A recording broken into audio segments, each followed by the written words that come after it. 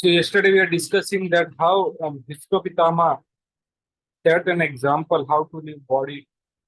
So he was completely absorbed in glorifying Lord Krishna. His mind was completely focused on Lord Krishna, and he glorified the different the form he has seen when he was on the battlefield of Kurukshetra.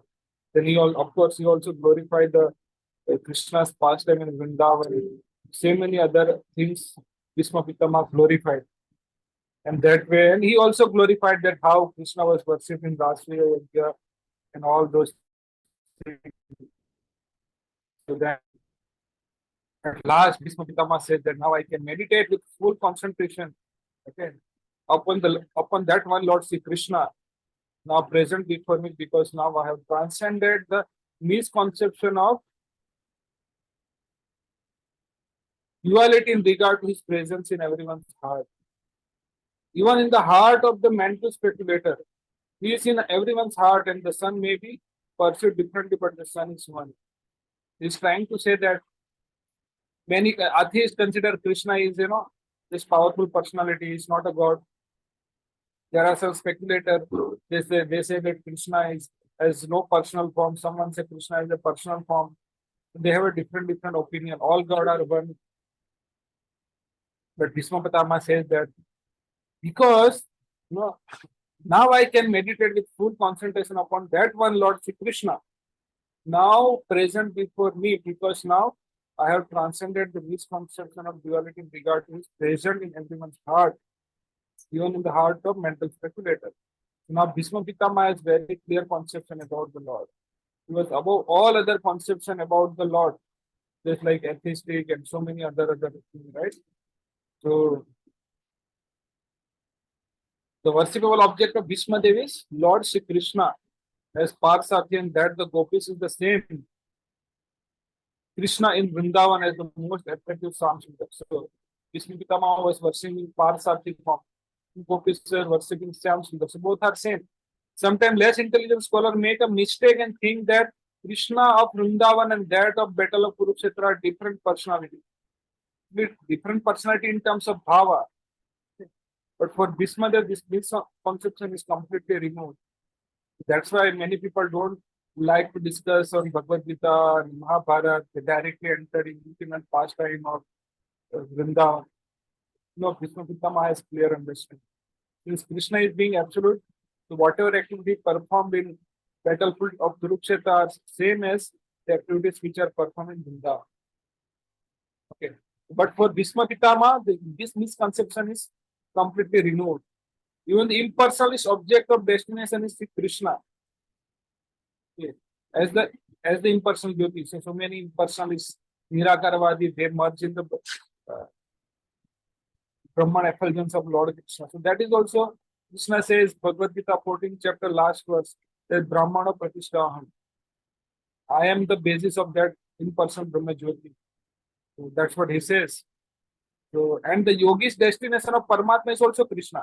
So we saw in the second chapter of Bhagavatam that Vadanti tas tattva vidam tattvam yad jnanam advayam brahmeti paramatmeti bhagavati sabdari. So one who has seen the truth, they understand the Supreme Lord in three aspects: Brahman, Paramatma, and Bhagavan. So we have discussed this many times. I'm not going to repeat in detail. So Brahman is like in a sun rays. You are sitting in the room and you are just seeing sun rays. You are not able to see the sun disk. Okay. That is called Brahman. Paramatma means, you are outside, you are able to see the sun disk. So that is called Paramatma feature. So sun is one, but everyone think that, sun is on my head. The same way Paramatma is one, but everyone think that, Krishna is in my heart only. And the clear understanding you get about sun when you enter in the sun planet, you meet the sun god face to face. The same way when you cross the Brahman effulgence. In Upanishad, it is said, "Oh Lord Krishna, please remove the Brahman effulgence so that I can see your beautiful face." Because of Brahman effulgence, we are not able to see the face of Lord Krishna. That's what he said. So these are the different understanding, different as per the different level of the people. So we had discussed many times. So he is a destination. Krishna is a destination. Even Krishna is a destination even for the impersonalist, Paramatmavadi and Bhagwan, those who worship it as a Bhagwan. So in basically in Paramatma and Brahma Jyoti, there is no Krishna. Krishna. Okay. But whereas in his personal feature, Krishna is both Parsat and Syam Sundar of Vrindavan, but in his in-person feature, is neither in the Brahma Jyoti nor in the Paramatma. Great Bhismadev, okay. The great Mahatma like Bhismadev realized all these different features of Lord Krishna and therefore they worship Lord Krishna knowing him as the origin of all features. So Bhismadev was beyond all those misconceptions. He has a clear conception that yeah, Brahman, Paramatma and Bhagwan is clear understanding about all those things. Then Sud Goswami says, Tutuvacha Krishna eva Bhagavati Manovag Drushti Vritti Atma Anya Atmana Avesya So Antah Swasa Viparmata. Then Sud Goswami said, thus Bhismadev merged himself in the super soul Lord Krishna, Supreme Personality of Godhead, with his mind, speech, sight, and action. Thus he becomes silent and his breathing stops. So we discussed this verse yesterday. So they finally Bhismadev left the body. Then Sud Goswami continued that Sampadyamanam Adhyayam Bhismam Brahmani Skale Sarve Bhavuste Dushrim Yam Siva Atyaye. Knowing that Bhismadev had merged into the unlimited eternity of the Supreme Absolute, all present had become silent like the birds at the end of the day. So, what is the meaning of merging? So, to enter into the or to become merged into the unlimited eternity of the Supreme Absolute means to enter the original home of the living being. So, basically, he entered the Vaikuntha planets. Okay. So, basically, he become consciously one with the Krishna. Simultaneously, they are different and one, but he's following the desire of Lord Krishna. That sense, he has merged. His desire is same. That is what is explained. The living beings are all component, part and parcel of the absolute personality of Godhead, and therefore they are eternally related with him as a servitor and served. The Lord is served by all his part and parcel. So Lord is served by the living entity, as the complete machine is served by the part and parcel.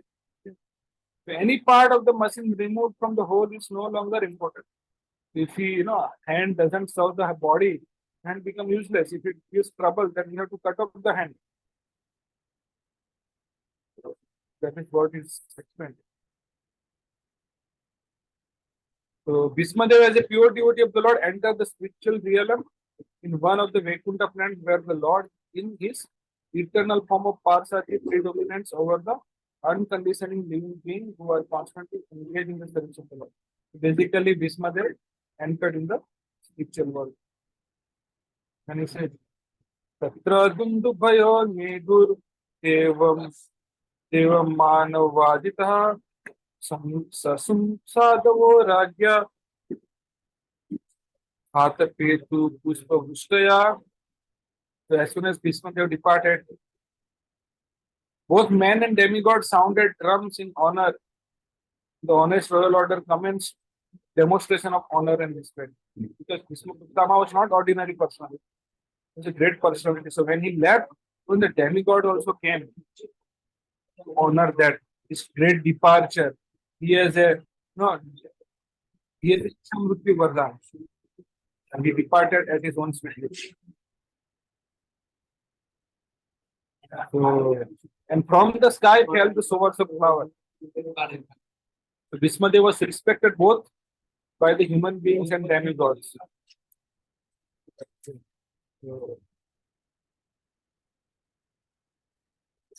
And he says, Tasyam nirharan adini sampare tasya bhargava Yudhisthira kade itva muhurtu uthito abhavat.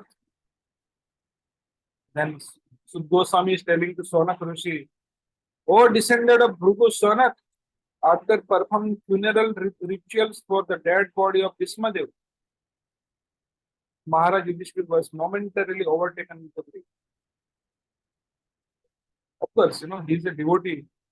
Bhismadev was also devotee, Yudhisthira Maharaj was also devotee. Plus they have a biological relation. So both the side, uh, Yudhisthira was feeling when he lost the association with the devotee of the biological relationship also.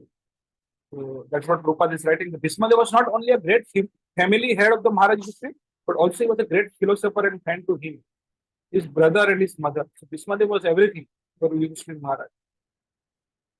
How? Since Maharaj Pandu, the father of the five brothers headed by Maharaj Yudhishthira, had died, Bhismadev was the most affectionate grandfather to Pandavas and caretaker of the widow, daughter-in-law of Kunti. So Bhismadev has always taken care of them. Although the Dhritarashtra, the elder uncle of Maharaj Yudhishthira, was there to look after them, his affection was more on the side of his 100 sons headed by Duryodhana. Dhritarashtra was not taking care too much. Ultimately, the colossal clique was fabricated to deprive the five fatherless brother of rightful claim in the kingdom of Hastinapur. So you know the story, right? Okay. So that's why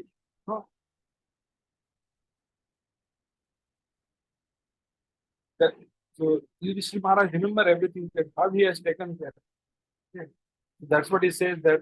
But Bhismadev was always sincerely sympathetic, well-wisher, grandfather, friend, philosopher to Maharaj Yudhishthira, even up to the last moment of his life.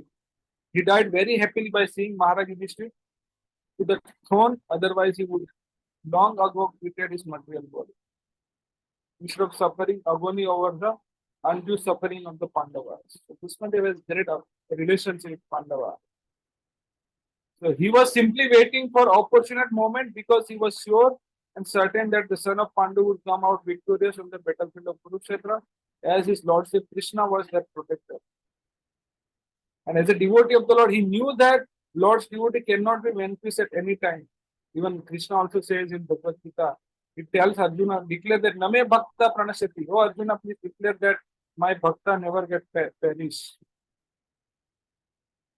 Okay. So that's why Maharaj is quite aware of all these good wishes of Bhismadev, and therefore he must have been feeling the great separation. He was sorry for the separation of a great soul, not for the material body which Bhismadev relinquished. Yeah.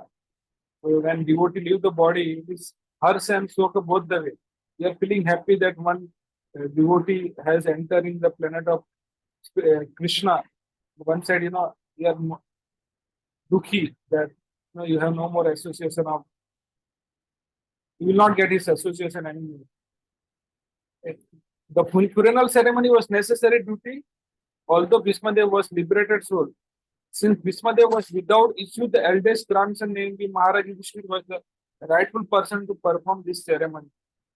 It was a great boon to Bhismadev that equally great son of family undertook the last rite of great. That was the reason that why Yudhishthira Maharaj was momentarily overtaken with the grief. So then he said, Tushtu Munayo Hrishta Krishna Taduriyam Natmabhi Tataste Krishna Hridaya Swasraman Prayayu Puna. Then all the great sages then glorified Lord Krishna was present there by the comprehensive Vedic hymns. Bhismadev also glorified before departure. And after seeing the great glorious departure of the glorious soul, even the other glorious soul also glorified the glorious personality of Godhead. Okay. So Vedic hymns, Adoksha, Uttama Shloka, by Uttama Shloka he has been glorified. Okay. Bhuya Nama Bhi, he has been glorified. So all of them returned to the respective hermitage, bearing always Lord Krishna within their heart. Everyone has come to see the glorious departure of the glorious Bhismadev. The devotees of the Lord are always in the heart of Lord. Lord is always in the heart of the devotee. So that's why Krishna says, right? I am in them and they are in me. That is a sweet relation between the devotees. Because of unalloyed devotion for the Lord, devotee always sees him within themselves that is what is said in Brahma Samhita that what is that very famous verse? Premanjana Churita Bhakti Vilochani. Devotees' eyes are always with love of Godhead. That's why they always get the Lord in their heart. Okay. ततो युधिष्ठिरो गत्वा सह कृष्ण गर्गा अवयम इतरम शांतो यामास गांधारीं च तपस्विनम. Thereafter, Maharaj Yudhisthira at once went to his capital, Hastinapur, accompanied by Lord Sri Krishna. There he consoled his uncle and aunt Gandhari, who was an ecstatic.